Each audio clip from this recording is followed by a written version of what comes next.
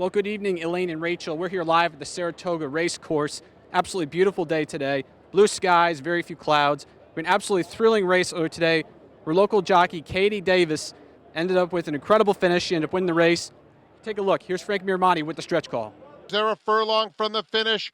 Volatility, here comes, looking for bargains on the far outside, coming with a huge late bid. In the meantime, St. Benedict's Prep is looking for racing room. It's Volatility, River Tay, head and head for the wire. Down on the inside, St. Benedict's Prep, wild finish. Here's the line. River Tay got there first. Again, that's local jockey Katie Davis from Saratoga here at the Saratoga Race Course aboard River Tay. Absolute amazing race. We have more on deck here. We're in between races, so stay tuned. We'll have more coming up a little bit later on in the show.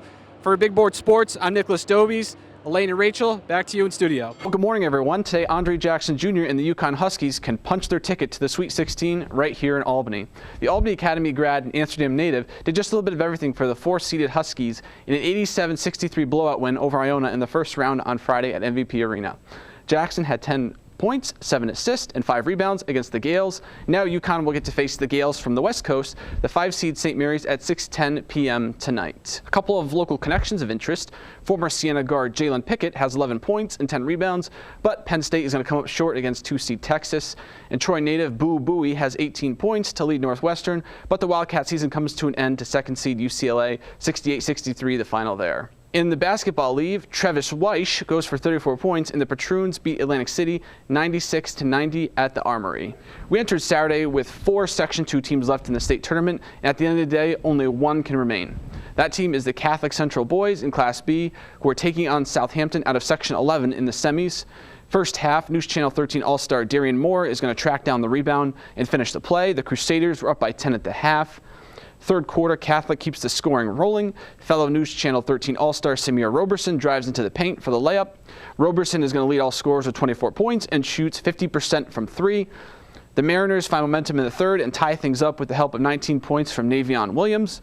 But the Crusaders answer in a big way, 65-52 the final, and Catholic Central is going to punch its ticket to play West Hill in the state championship at 1 o'clock this afternoon. The Adirondack Thunder was going for its 4th win in the last 5 games, but Newfoundland had other ideas. They're going to score a goal late in the third to force overtime and then beat the Thunder in a shootout.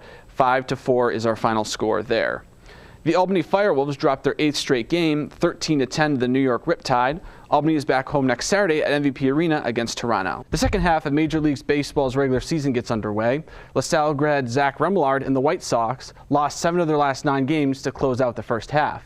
It doesn't get any easier for Chicago, who opened a series against the Major League leading Atlanta Braves. Starter Michael Kopech doesn't get out of the first inning. The bases are loaded for Matt Olson, who hammers his 30th home run of the season.